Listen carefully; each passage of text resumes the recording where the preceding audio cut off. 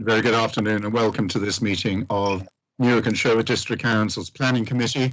As has been the case over recent months, this is being held in a remote manner in accordance with the 2020 regulations brought into force by the government in response to the COVID-19 pandemic. The meeting is being live streamed on the Council's social media platforms to enable access for the press and public, and they are very welcome to listen to our proceedings this afternoon. Our procedure, as agreed following legal advice, will be that the officer will present the report on each item. I, as chairman, will formally move the officer recommendation after that report and invite a member to second that recommendation. That does not indicate predetermination on my part as chairman, or indeed the member seconding.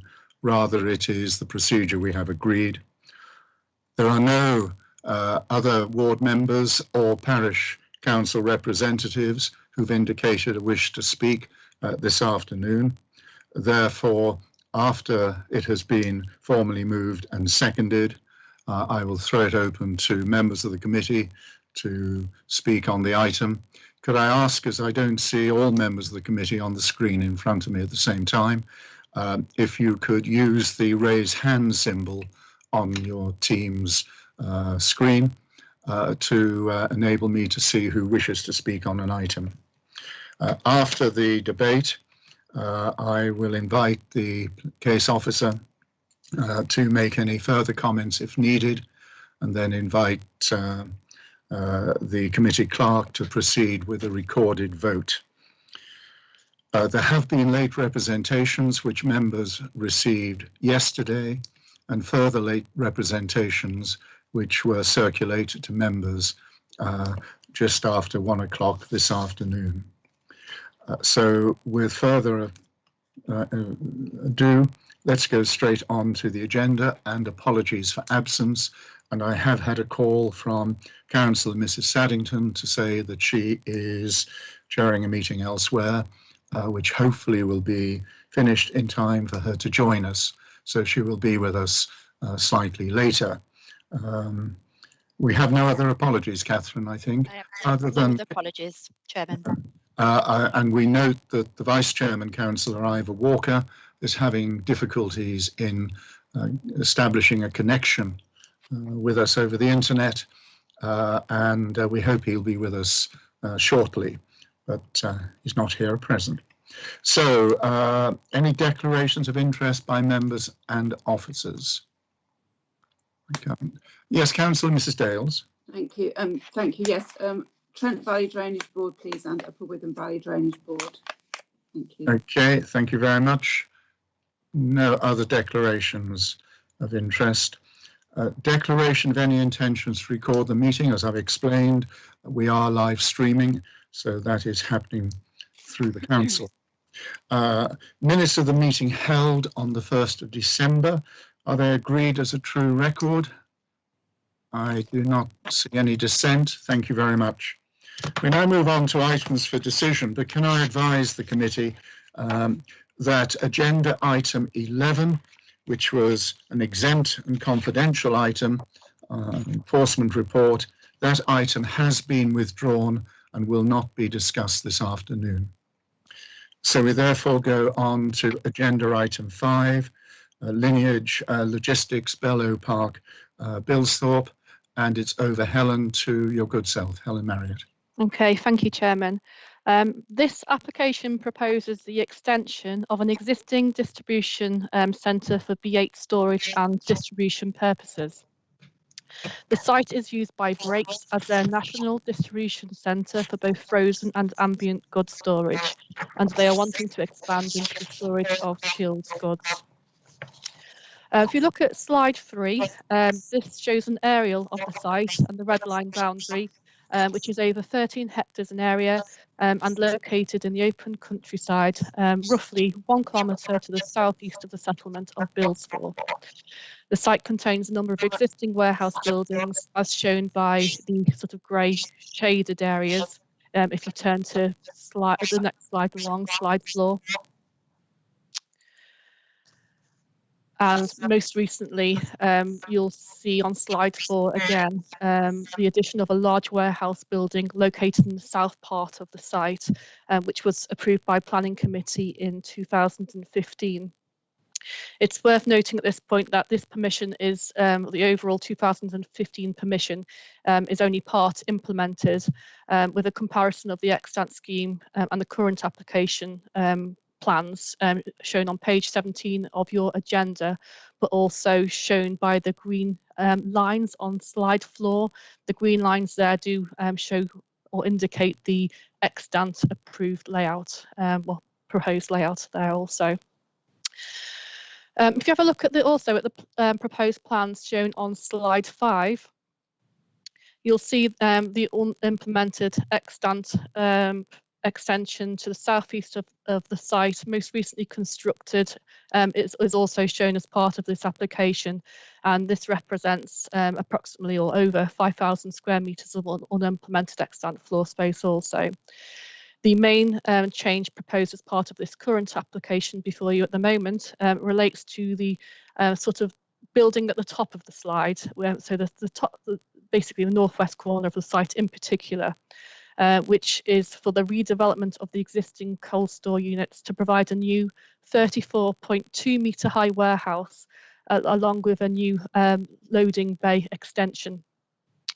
The overall site has an existing floor space of approximately 32,000 square metres, with approximately 13,000 square metres left to be built out under the extant scheme.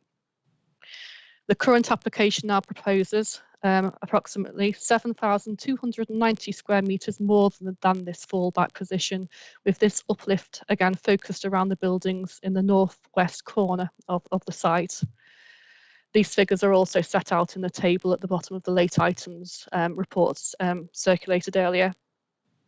132 additional employee and visitor parking spaces are also proposed around the centre of the site, some of which were proposed as part of the extant scheme within the existing hard standing area, which is also being rationalised to provide the additional spaces required as a result of the proposed plans now. Slide 6 also shows the overall master plan for the site, with slides 11 through to 10, which I think are being flipped over online at the moment, showing the existing and proposed elevations also. The site is located in the parish of Kirklington, and the parish council do object to the proposal for the reasons set out on page 12 of your agenda report. Main reasons include concern around increased lorry numbers, including Kelham Bridge not being fit for purpose, and noise pollution impacts. Bilsthorpe Parish Council also object on similar grounds and raise additional issues in relation to lighting and rubbish left on the roadside.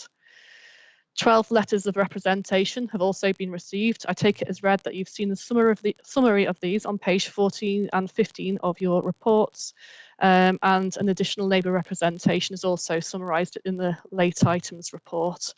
I think there might be two of those, one in your report yesterday and one this morning. So essentially, the 34-metre high coal store now proposed would be taller than any of the existing buildings on site. In existing and proposed 3D visuals have been provided by the applicant. And if you can turn to slide 11, this shows a view of the existing site taken from the northwest, with slide 12 showing the proposed cold storage warehouse in the orange and grey shaded areas. So it's basically a comparison between the existing and proposed, and there's a series of those 3Ds for you to have a look through. The orange shaded area, for clarity, denotes the built form that could be constructed under the current extant scheme, with the grey shaded areas showing the additional building now proposed. The site is visible when travelling along the A617. With slide 13 showing existing views and slide 14 again showing the proposed coal store to the rear of the site, with the further 3D visuals, slides 15 through to 18, also showing the existing and proposed locations from views predominantly from the A617 the main road to the south of the site.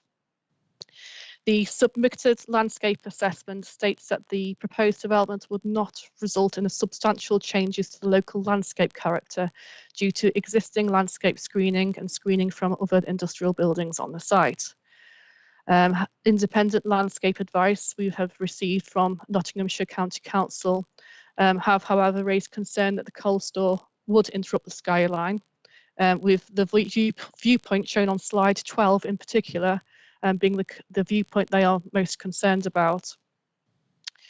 The proposed building will be finished with cladded materials that are graded with darker shades closer to the bottom and lighter shades towards the top.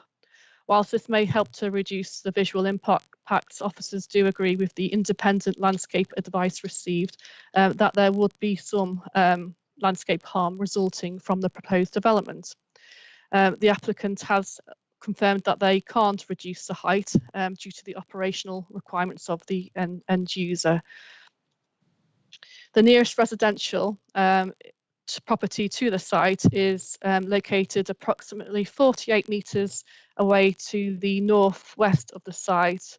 Whilst the building is unlikely to cause significant overshadowing impacts, it's still considered that the scale of the proposed coal store, given its height in particular, could have a overbearing impact in the context of the rural landscape here.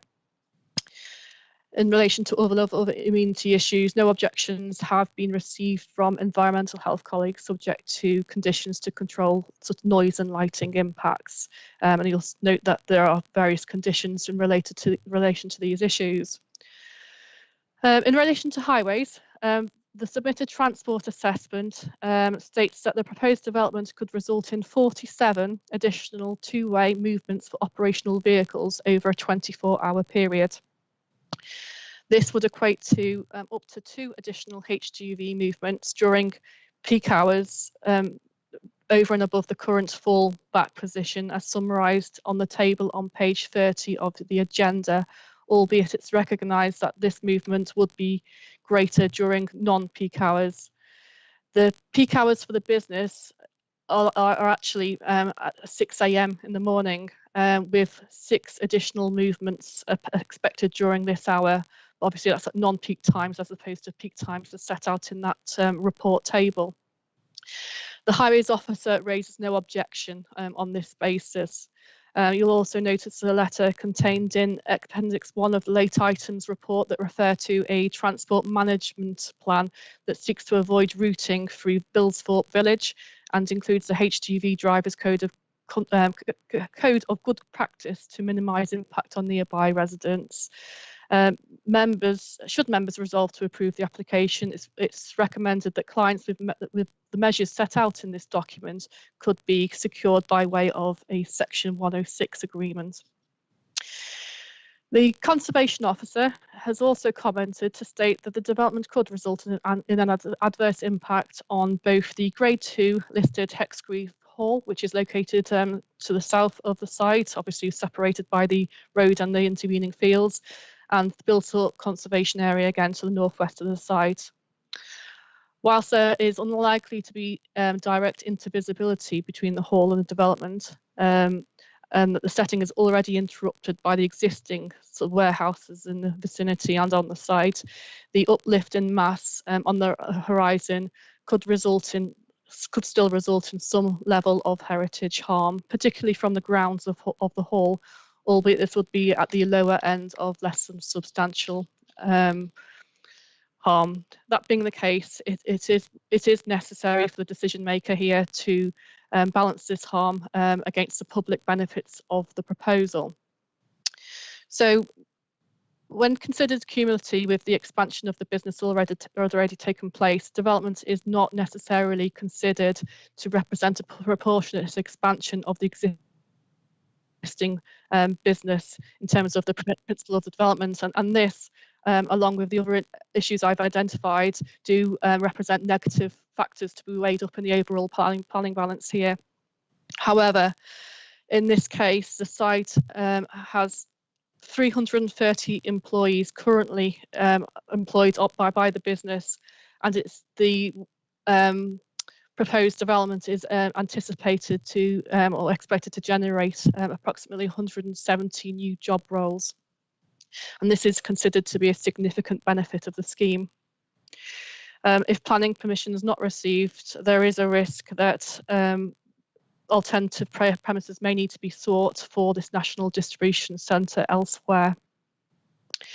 Overall, whilst the recommendation is very finely balanced, it is considered that such economic benefits of the proposal do outweigh the harm identified, and it is recommended that planning permission is approved, subject to conditions listed, and a minor change to the recommendation to confirm that the permission will be subject to obviously both the conditions and also with section 106 to secure compliance with the transport management plan, alongside a monitoring fee of 7,500 in relation to the travel plan as set out in the late items report. Okay, thank you. Thank you very much, Helen. So in accordance with our procedure, I now formally move approval in accordance with the officer's recommendation. I see that the Vice Chairman has joined us, but Councillor Walker, did you join us before Helen started her presentation? No, I started probably about the second or third sentence. Right. Well, can I ask another member, just for accuracy, who's heard those first opening sentences as well, to formally second approval? I'm happy to do that, Chairman. Thank you, Councillor Skinner. Doesn't stop you speaking on it, Councillor Walker, but I think it may be prudent for you to abstain on the vote. Okay. Thank you, Chairman. Thank you. Right. Councillor Mrs. Rainbow, although the postal address is Gilthorpe, we have rightly been told that this is in the Kirklington ward, so Kirklington parish rather, so I give the floor to you. Okay, thank you, Chairman. And can I just please say, I was at the Kirklington Parish Council meeting last week, and they did try very hard to find a councillor to be able to come or to join us this afternoon, but they weren't able to. But they do maintain their strong opposition to this application, but they don't wish you to read anything into the fact that they were able to provide a representative today. Thank you. So yes, here we are. Time and time again, we on this committee read these reports from cold, and we have little or no prior knowledge as to what actually goes on day to day surrounding sites such as this. We read, and yet we are totally oblivious as to what local residents are experiencing on a daily basis, with interruptions to daily life and not even being able to rely on getting a full night's sleep. As local member, I am only too aware. Obviously, due to current restrictions, we have been unable to have a collective site visit. But I'm looking at committee, I'm sure you pass this area from time to time, and you can't fail to notice on the horizon the site in question. This structure dominates the area just off the 617. And I can remember when we have been on previous bus trips, one member frequently saying, did we really give permission for that? And that is on what we have existing at the moment. So I think it is a vast and out of place structure as it stands. And yet here we are being asked to consider an even larger and higher extension. Policy DM8 is concerned with development in the open countryside, which speaks in support of proportionate expansion to existing businesses. Well, I'm sorry, but proportionate it is not. And you know, you have to ask yourself, is it a new business?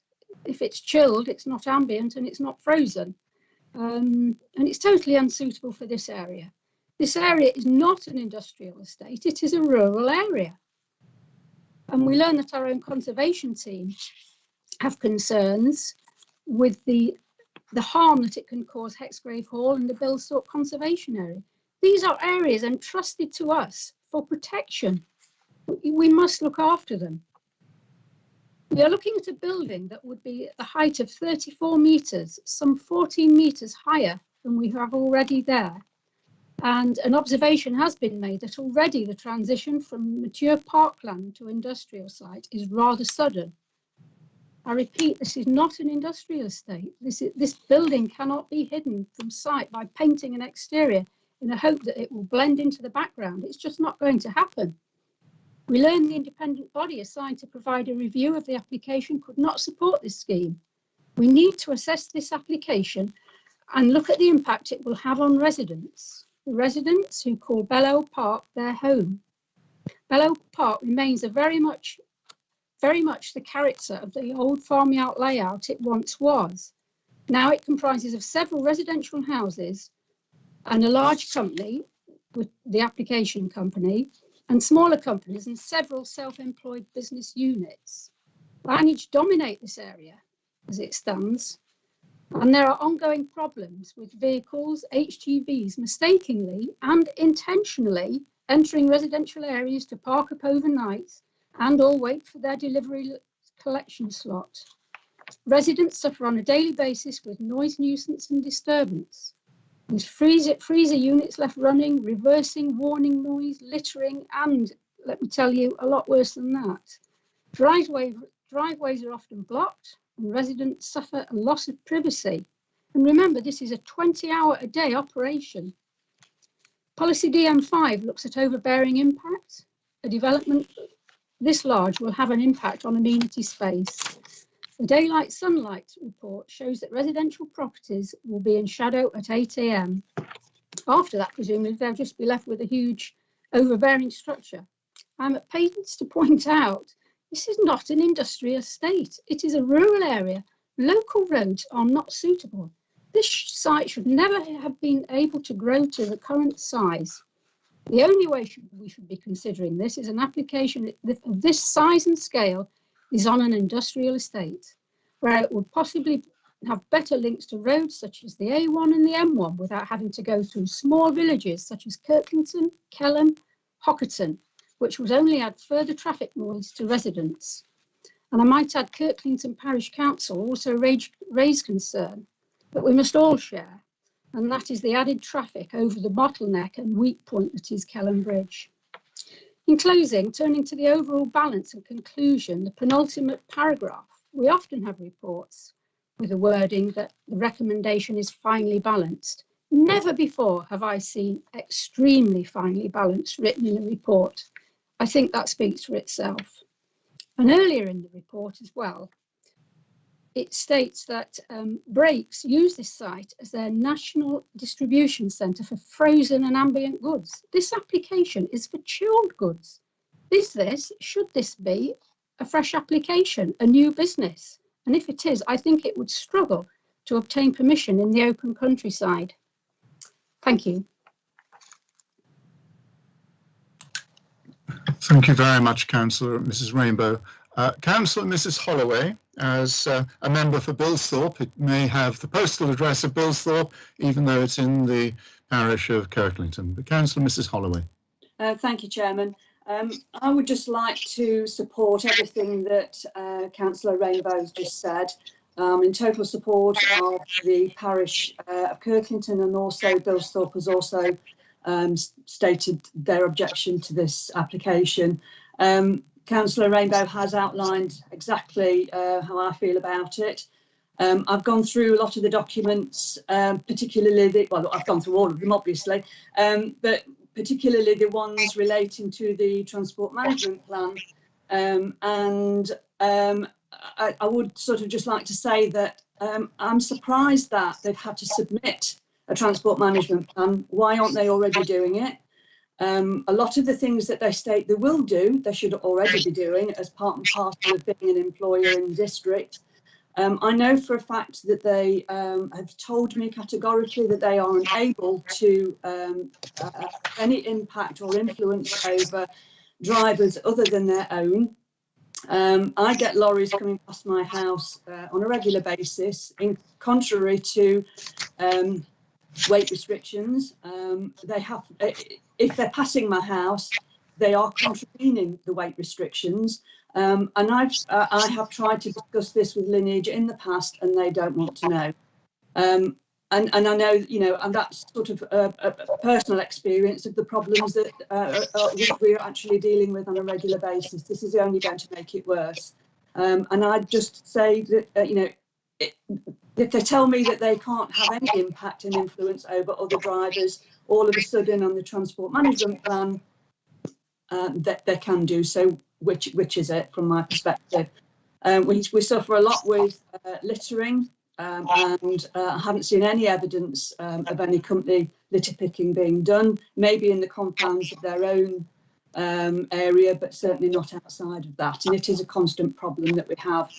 Drivers coming in on Bracknell Lane, throwing out all their rubbish before they get onto site. Onto site.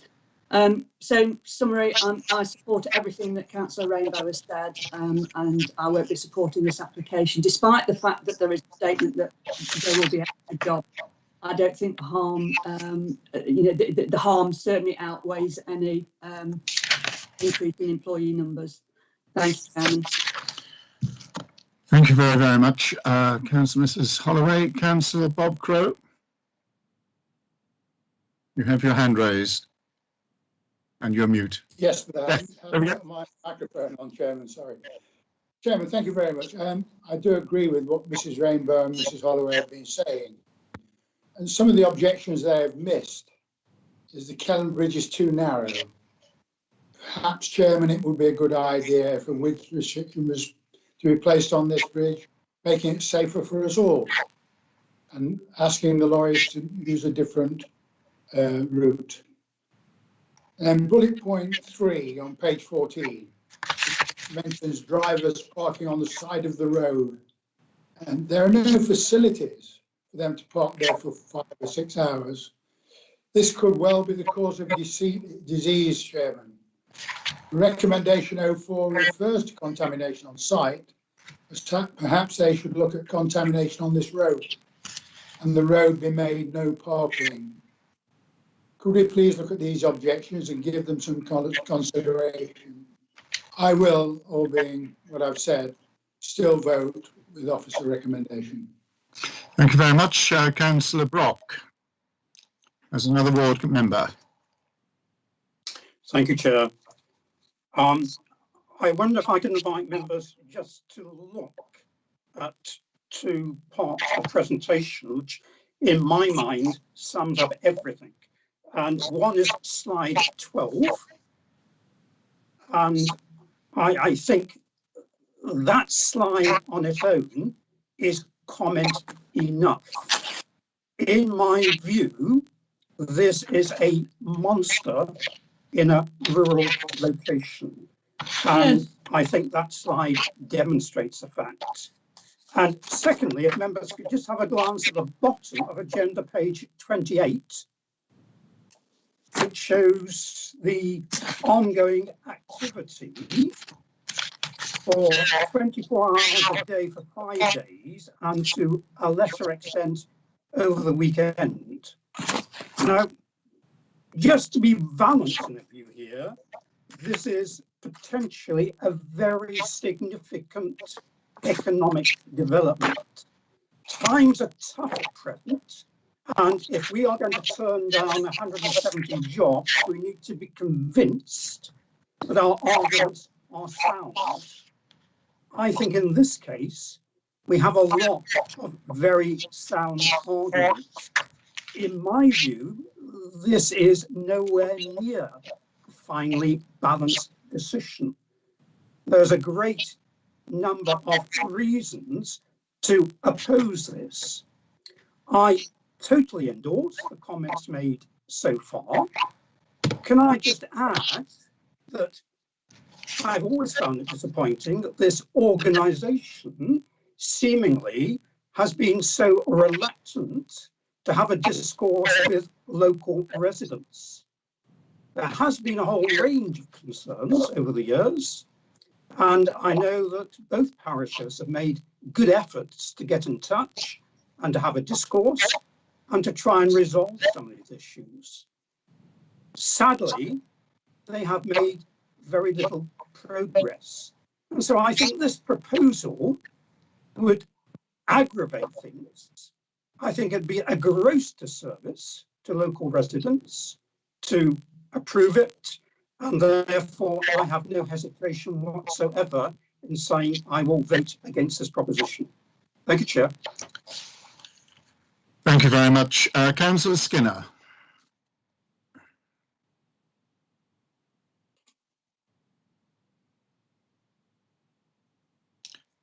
Matthew, you're muted. You've got your hand up. I'm assuming you wish to speak. Sorry, Chairman, I thought I was unmuted. Start again, therefore. Thank you. My observations are as follows, that I think it's worth the economic benefits. Newark and Sherwood is an excellent place to invest in. We are looking for employees to create significant job numbers. That this certainly does.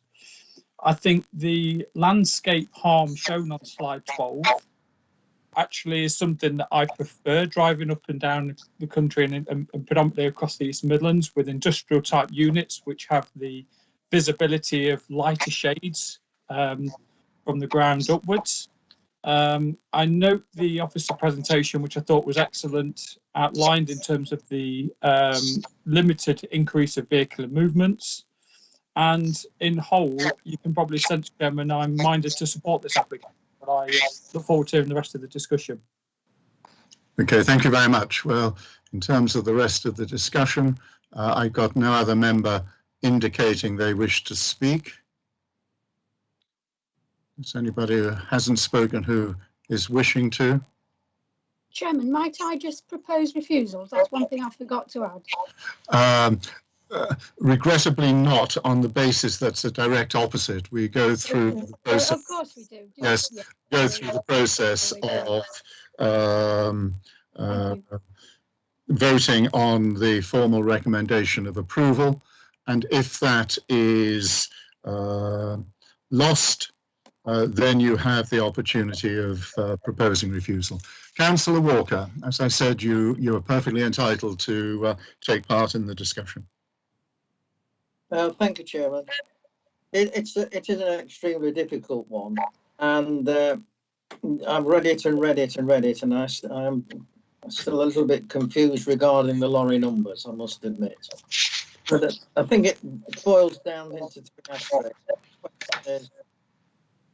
Is the traffic and the height of the building worth 170 jobs? And and to say that the county council are quite happy with the traffic situation makes it certainly more difficult to say no. But I'll leave it at that, Chairman, as I shall not be voting. It's unfair to say much more. Thank you very much. Councillor Brazier, you've indicated you wish to speak. Thank you, Chairman. Yeah, in regard to the 170 jobs, that's great. My concern comes with accessing the site if you don't drive. Because, as we know, Bilsthorpe is part of Bilsthorpe, at least, is a relatively deprived area.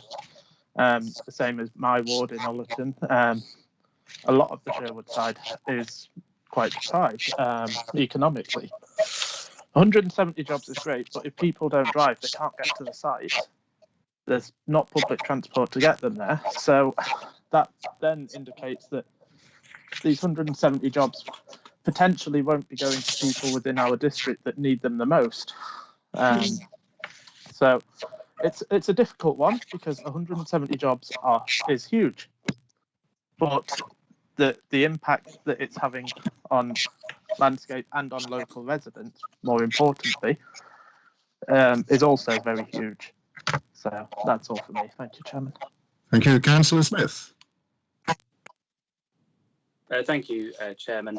170 jobs is an enormous amount of jobs for a small area. And I don't envy Helen at all having to kind of work the balance out between these. As Councillor Rainbow said, it isn't an industrial estate, but I am concerned that if we allow this cube, we are then kind of allowing it to become an industrial estate. Any application after that, well, they've built that giant thing and we're smaller, so can we not build this? I am worried that this will just be opening the floodgates to it becoming an industrial area, and it is still a rural area, it's still countryside, and a very nice bit of countryside. I wouldn't drive by that block and feel kind of proud that the council have done that and built that. I wouldn't want kind of name attached to that. But it is 170 jobs, which even not in a pandemic is a huge amount and a life-changing amount of jobs for an area. So it is an incredibly fine balance.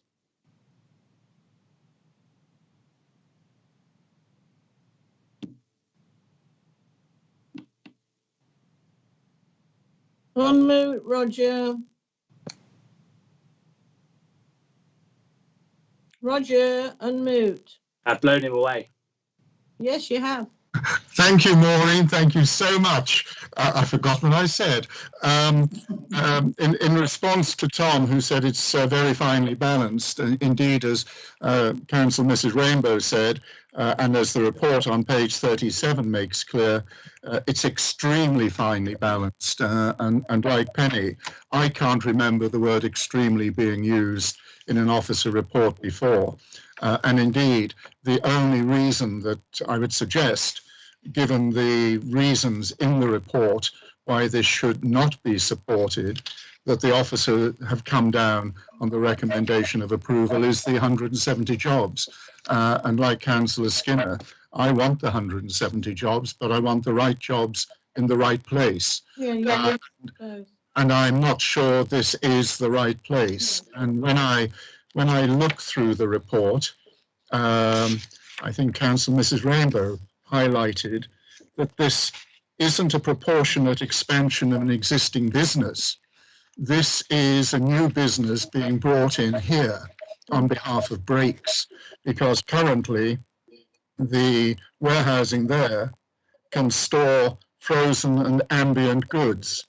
Now, frozen, I think we all know the definition of that. Ambient goods are goods that can be stored at room temperature. Chilled goods are goods that need to be stored at a temperature of 0 to -5 degrees centigrade. So therefore, this is an additional business. And it seems to me, in consequence, that this falls foul of policy DM8, the proportionate expansion of businesses. And I'm also very aware of the amenity of the, albeit very small number of residential properties in the area. And the photograph or the montage on page 24 of the report, slide 12 in the presentation pack, really highlights the extent of this proposal. So it is an extremely finely balanced proposal from the officers, and one we're going to have to judge when we come to vote. But I've made my comments. Council Mrs. Woodhead, and I think then everybody who's indicated they wish to speak will have done so, and I'll then put it to the vote. Yvonne. Thank you, Mr. Chairman. Well, I've read through this report, and the one thing that sways me is the 170 jobs that can't be ruled out in today's climate, when thousands upon thousands have lost their jobs and their homes and their businesses. That has got to be a primary factor. And this, looking at this and what I've heard, it's a bit similar to the sugar factory in Newark, in my opinion. That can be seen from the road. That creates problems on the road. So I don't see that this being it on this guide. It's a huge expanse of land where they want to put this building. And just seeing it from the road, I don't think would make any difference at all. To me anyway. And it is a road that I used to travel down before lockdown last March. Oh, gosh. Great to think. So I really don't see why we should turn this down. I don't see a reason for that at all, because it's not near the road. You have to travel in and out of it. And if we didn't want to put anything there, then we shouldn't have done that a few years ago, should we? Thank you, Chairman. Thank you very much, Yvonne. Right. I don't know, Helen, if there's anything you wish to say, pick up in what you've heard thus far, in which case, Catherine, we go straight to the vote. Thank you, Chairman. Councillor Blamey. Against. Councillor Brazier. Against. Councillor Brock. Against. Councillor Crowe.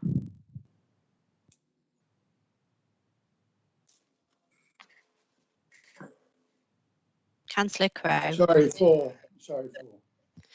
Councillor Mrs Dales. Against. Councillor Mrs Dobson.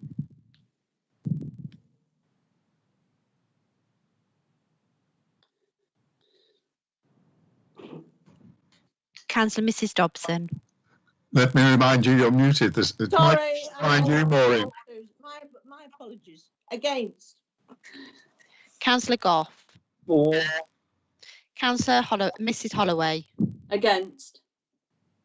Councillor Mrs Rainbow. Against. Councillor Skinner. For. Councillor Smith. Against. Councillor Ivor Walker. I think Ivor Walker is abstaining. Thank you, Chairman. Councillor Keith Walker. Very much for. And Councillor Mrs Woodhead. For. So that's 5 for, Chairman, and 8 against. Yes, certainly. Thank you. Councillor Mrs Rainbow, you did indicate that you would be moving a refusal. Yes, Chairman, please. And on what grounds are you moving refusal? Are they the grounds that are reported on in the report? Yes, the DM8, and then there's the loss of privacy. That's DM5. Yeah, and yeah, DM5. And there has been reference to the landscape harm, which would be core policy 3. Yeah. And there's also reference to spatial policy 3 development in the countryside. Open countryside, yeah. Are there any other grounds? Do you have a seconder, by the way? Yes, I'll second that. Thank you very much, Councillor Holloway. So those are the grounds for refusal. SP3, core policy 3, DM5, DM8, and indeed the wording to substantiate that is in the officer's report, and the notwithstanding is solely in terms of the economic benefit. Right, so unless anybody wishes to, Helen, do you wish to come in at that point? You've got your hand up. Yeah, just to clarify, I think that in terms of the impact on the nearest neighbour, Councillor Rainbow cited loss of privacy. Can I just clarify? We mean sort of overbearing impact in the rural landscape as opposed to loss of privacy. Also, the fact that the lorries, as we stand, the lorries queue up outside their houses and driveways, and you know that an HGV cab is quite a way off the road, and they do lose their privacy in their gardens and windows. Yes, I think Helen, in answer to your specific, at the bottom of page 25, it refers to policy DM8, that development proposals should ensure no unacceptable reduction in amenity, including overbearing impacts and loss of privacy. So it is very much that in respect of DM8, DM5 rather, and DM8 is the argument there with, I think it's set out in the overall balance that, look, the balance towards a disproportionate addition in the open countryside, contrary to the development plan, in that it failed to meet any of the exceptions outlined in policy DM8. So I think the wording is very much the wording that's been put in front of us within the report. Okay, that's fine. And just to note as well, the visual harm already mentioned, does that also link in with the less than substantial harm to the heritage assets as well, or not? Councillor Rainbow? Yes, I think so. Yeah. Okay. Okay, thank you. Yes, Lisa Hughes, do you want to come in just before we go to the vote? Thank you, Chairman. I know Helen has sought clarification on this, but looking at the reasons for refusal, I think they're all sound, with the exception of the privacy aspect. I think that part will be very difficult for us to sustain a reason for refusal on. So I would definitely say the others are all sound. But that aspect, I do think that will be challenging. If you weren't overbearing the impact, then yes, that could be sustained. But in terms of privacy, I think that will be very difficult. Okay. I'm happy to take Lisa's advice, Chairman. Okay. Okay, yes, your advice is taken, Lisa. So thank you for it. Let us therefore go to the vote. Helen, I'm assuming that's a legacy hand. Yes, it was. Catherine. Thank you, Chairman. So, Councillor Blaney. For refusal. Councillor Brazier. For refusal. Councillor Brock. For. Councillor Crowe. Against refusal. Councillor Mrs Dales. For. Councillor Mrs Dobson. For. Councillor Goff. Against refusal. Councillor Mrs Holloway. For. Councillor Mrs Rainbow. For. Councillor Skinner. Against. Councillor Smith. For. Councillor Keith Walker. Against. And Councillor Mrs Woodhead.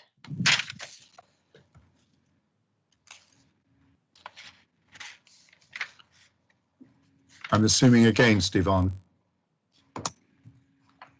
Sorry, Chairman, yes.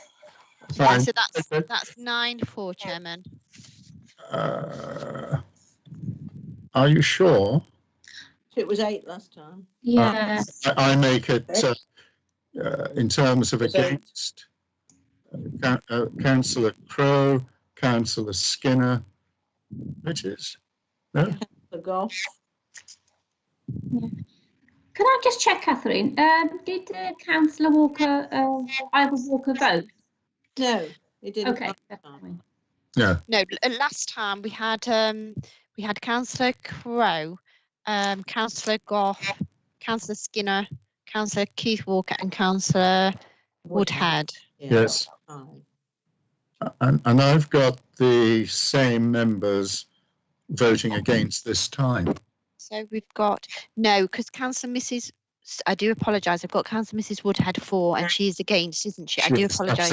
It is 5, therefore. Lovely. Thank you. No, not at all. We just need to get it accurate for the record. Lovely. Thank you. That, therefore, notwithstanding the 170 jobs, is refused permission. So we don't. Yes. Just had a message from Mrs Saddington. She's trying to get into the meeting. Right. Well, I'm not going to have an adjournment. This next. I don't know whether Catherine's aware. Catherine, are you getting a request to let Councillor Mr Saddington into the meeting? I've had nothing, Chairman. Let me just check. Bear with me. I do apologise. Thanks very much, Penny. You might be having the same problem that Penny and I have. Yes, and indeed Ivor. So let's hope. Okay.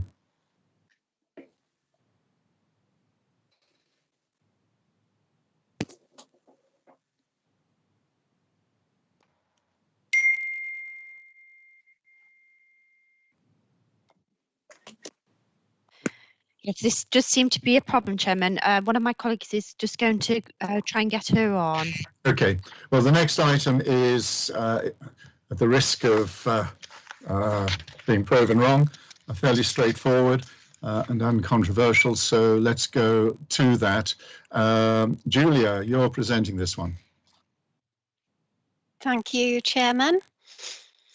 So members, we're now on slide 19 of the slide presentation and page 46 of the agenda. And we're considering an application for the conversion of a ground floor flat into a community hub at number 14 Chatham Court in Newark. And it's brought before committee because the site is owned by this council.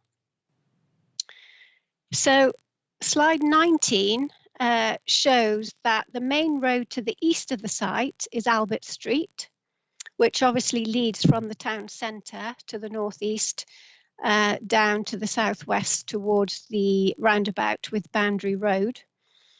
And just to get your bearings, the blue roof building that you can see on the overhead there is the recent Co-op store.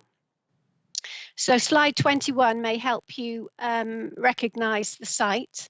It's part of a 1960s rendered block of flats. So slide 22 shows the existing floor plan of a one-bedroomed unit. And slide 23 shows the proposed internal layout of the hub. And you can see it comprises of an office and a separate meeting room and associated kitchen and toilet facilities.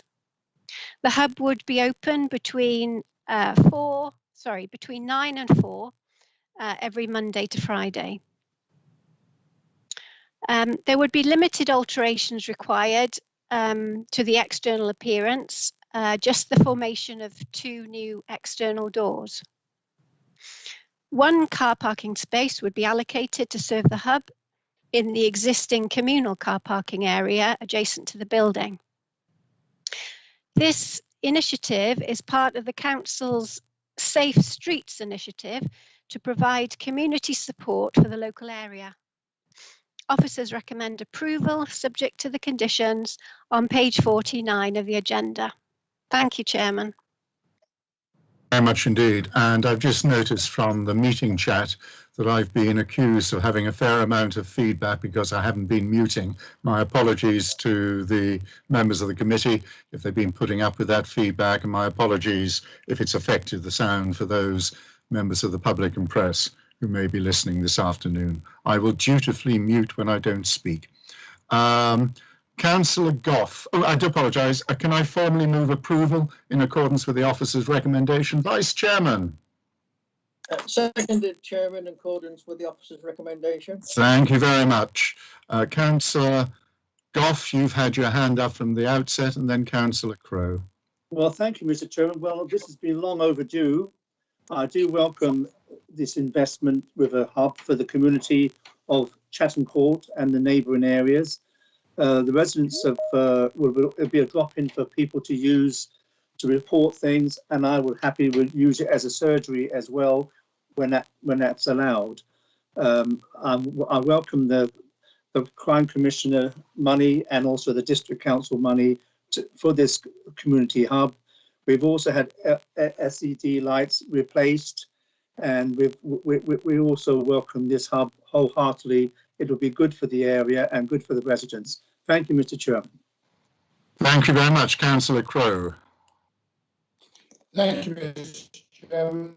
I do remember Newark and Sherwood Homes having a rent office within one of these flats, and they had posters and details regarding the council, and they were all being displayed on the walls. This office was closed down through lack of use. I hope this one won't be.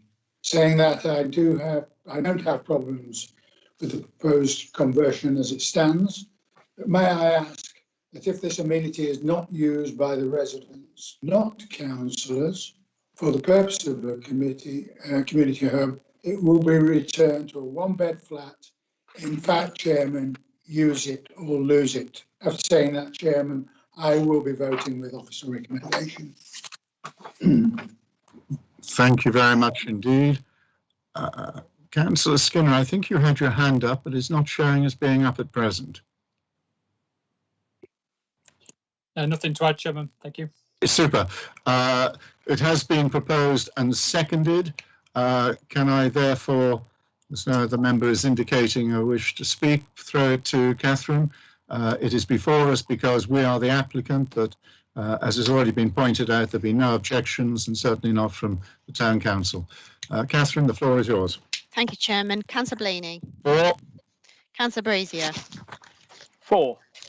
Councillor Brock. 4. Councillor Crowe. 4. Councillor Mrs Dales.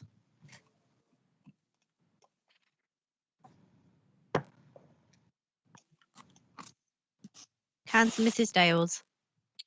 4. Councillor Mrs Dobson. 4. Councillor Goff. 4. Councillor Mrs Holloway. 4. Councillor Mrs Rainbow. 4. Councillor Skinner. 4. Councillor Smith. 4. Councillor Ivor Walker. 4. Councillor Keith Walker. 4. And Councillor Mrs Woodhead. 4. That's unanimous, Chairman. Thank you very much indeed. And I think Councillor Mrs Saddington has joined us. Is that right, Sue? I have indeed, Chairman. Well, good to have Sorry, you. I had a bit of a connection issue.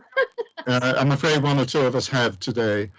So we then move on to agenda item 7, change of use of a dwelling to a children's care home at 1 Barrel Hill Road, Sutton-on-Trent. Julia. Thank you, Chairman.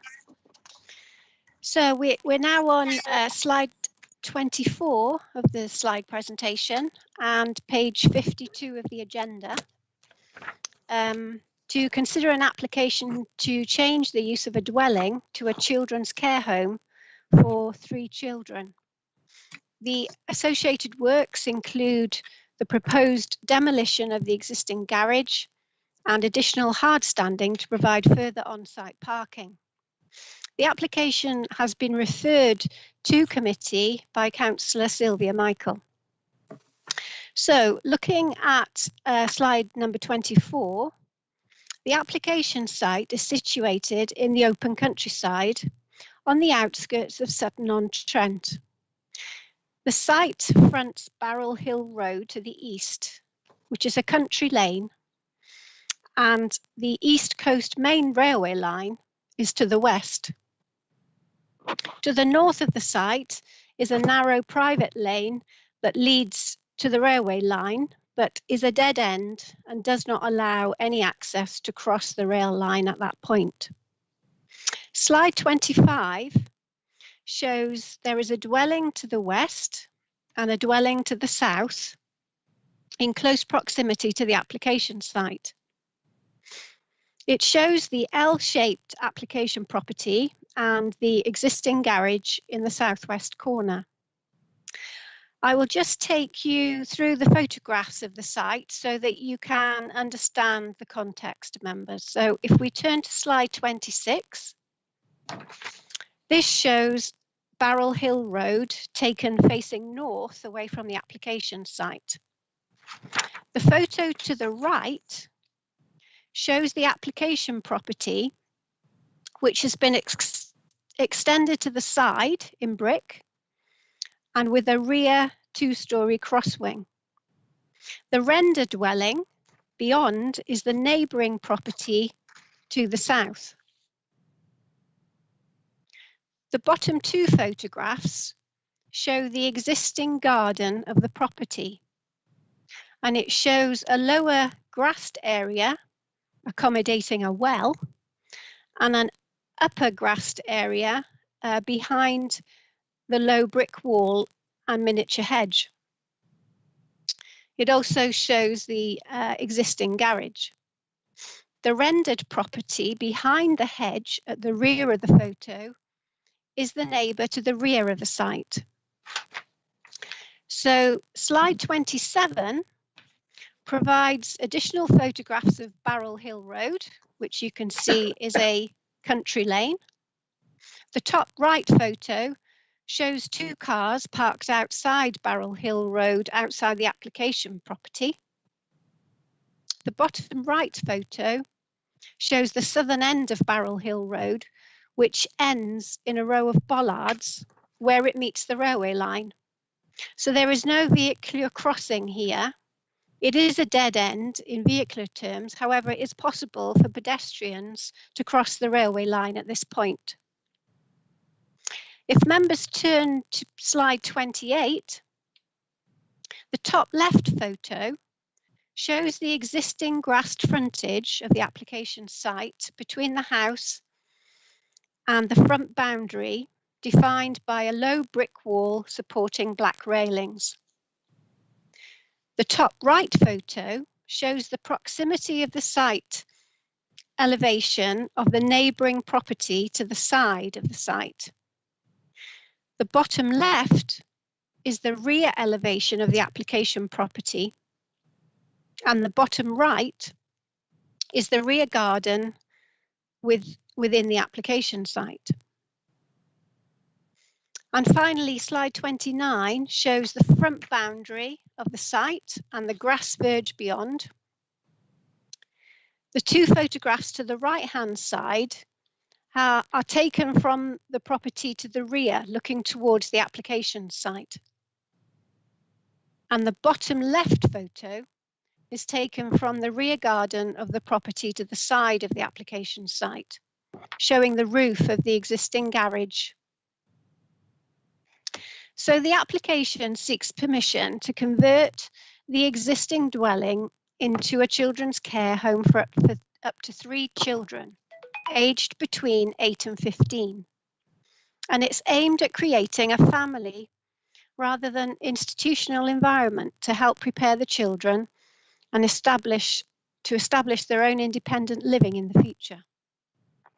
The use would include 2 staff remaining on site overnight on a 24-hour rota system. There is a table on page 53 of the agenda which illustrates the typical weekly movements to and from the site. The only physical alterations required to facilitate the change of use are all external and relate to the need for on-site parking provision. Slide 30 shows the parking plan that was originally submitted with the application, which retained the garage and provided 6 spaces. But following concerns raised by the Highway Authority, due to the level of tandem parking, which would be inconvenient and likely to lead to a reluctance to use the spaces and consequently increase the likelihood of parking on the road. So slide 31 shows the revised proposed parking plan that has been submitted and approved by the Highway Authority. This shows the garage removed, no tandem spaces. It will impact the well that is currently on the site, which would need to be removed. It would mean extending into the upper garden area to some extent and result in additional hard surfacing within the rear garden area in order to provide the spaces and allow on-site turning facilities. 2 spaces are also provided to the front of the property to be served by a new in-out arrangement. This slide also provides floor plans which shows 4 bedrooms at first floor level. Sutton-on-Trent Parish Council have objected to the application on a number of grounds that are set out within the report, and 5 letters of objection have been received, which are summarised on pages 55 and 56 of the agenda, and I will consider these as read. 1 letter of support has been received from a local resident. So the main planning considerations are set out within the report before you. Officers acknowledge that whilst the revised parking plan provides the quantum of spaces on site required by the Highway Authority, that this does come at the cost of the loss of green grassed frontage and a replacement with additional hard standing, and an erosion of the boundary treatment at the front of the property. And it also results in a reduction in the private amenity space in the rear garden, which would also require some hard surfacing in order to provide for the parking spaces and allow vehicles to leave the site in a forward gear. There are no adopted minimum standards for private amenity space provision. And so this matter is one of judgment that needs to be considered. Officers have considered these impacts as moderate harm that on balance are considered not sufficient to warrant refusal of planning permission in this case. The other key consideration is the impact of the proposal on the amenities of neighbouring occupiers through noise and disturbance, increased comings and goings, loss of privacy, and other concerns that are detailed in the report. The supporting statement that has been submitted with the application indicates that there would be a likelihood of 10 vehicle movements per day at the site. And for the majority of the time, there would be no more than 3 staff at the property at any one time. Whilst it is acknowledged that this change of use does represent a change in character in the use of the site, from a private dwelling into a small-scale care facility, seeking to provide family-like setting for 3 young people, the report before you seeks to compare the impacts of the proposed care use relative to the current existing use. That could result in the property being occupied by 2 parents and 3 teenage children, which is the current fallback position. Officers ultimately conclude that on balance, the impact of the change of use is unlikely to result in harm to amenities to such a degree to warrant refusal of permission. All other impacts have been considered and found to be acceptable. It is clear that there are some material considerations that require careful balancing in the determination of this application. However, the recommendation before members this afternoon is one of approval, subject to the conditions set out on pages 60 and 61 of the agenda. Thank you, Chairman.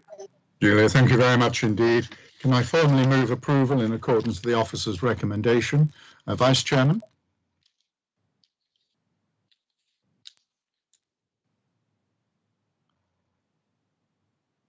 Ivy, you're still muted.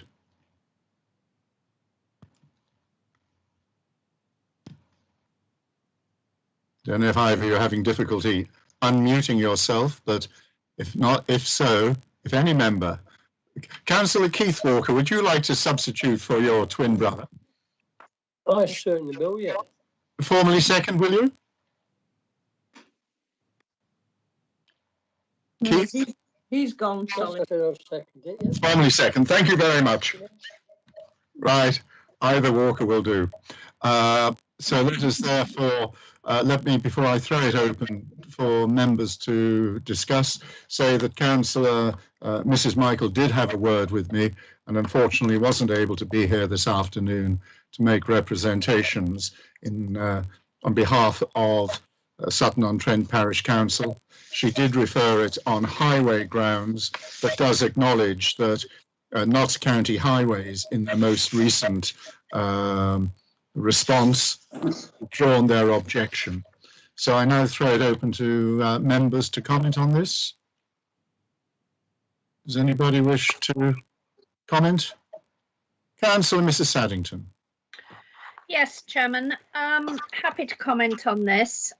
I do know the proper, well, I don't know the actual property. I certainly know the road. And yes, it is a dead-end road. So there isn't going to be traffic going down there other than going to the property. I thought I'd read, and I can't find it, that there are already 3 children living in that house. I can't find it now in the report, so perhaps I'm imagining it, but I thought I'd read it. I think what we've heard is there could be 3 children there currently under the current scale of the property and as a residential property. So I would question what the difference is of having 2 carers there and 3 children in a care home, because it was my understanding, as the chairman's just pointed out, that there's already 3 children possibly living there, possibly with parents. That would account for the 2 carers, and at night only one would be awake all night. So I don't have an issue with this. I think it's lovely to bring a family into a village situation where children can grow up as normally as one would bring up their own family. So I have no issue with this, and I'm happy to support the application. Thank you very much, Councillor Mrs. Addington. I read this report with very carefully. I am surprised at the level of car parking provision that the county highways are requesting. It did seem to be on the generous side. It does have an impact on the amount of amenity land, and that could be minimized if the area for reversing on site shown on slide 31, if that area was to be grassed with the sort of membrane put in the grass to ensure, therefore, that when cars aren't reversing, it is an area that can be utilised for play or whatever it may be. But I'm going to support this application on balance. So I'm not getting an indication of any other members wishing to speak. So I'm going to go straight to the vote. Catherine? Thank you, Chairman. Councillor Blaney. 4. Councillor Brazier. 4. Councillor Brock. 4. Councillor Crowe. 4. Councillor Mrs Dales. 4. Councillor Mrs Dobson. 4. Councillor Goff. 4. Councillor Mrs Holloway. 4. Councillor Mrs Rainbow. 4. Councillor Mrs Saddington. 4. Councillor Skinner. 4. Councillor Smith. 4. I'm not sure whether Councillor Ivor Walker is with us. Yes, I am with you, but I shan't be voting because I was cut off for a while. Okay, thank you, Councillor Walker. Councillor Keith Walker. 4. And Councillor Mrs Woodhead. 4. That's unanimous, Chairman. Thank you very much indeed. Thank you. So those are the 3 items we have for determination this afternoon. That therefore means we move on to agenda item 8, which is the appeals lodged, a report for noting. Is that noted? Everybody? Noted. Thank you. Noted. Chairman. Thank you. And then we go on to B on 8, which is the appeals determined. Both Yes, appeals noted. have been dismissed. Thank you very much. That is the agenda for this afternoon. We don't have any statistical and performance review items. At the outset, item 11 on members' agenda, an exempt and confidential item, has been withdrawn. So thank you very much for your attendance, and we'll see you on the 2nd of February for the next exciting planning meeting. Thank you all very much. Cheers. Thanks, Chairman.